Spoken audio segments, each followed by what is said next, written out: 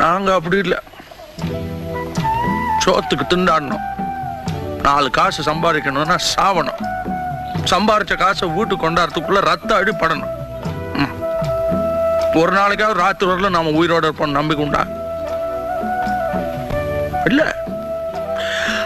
அதனாலதான் எங்களால கோர்ட்டு போலீஸ்ன்னு நினைக்க முடியல.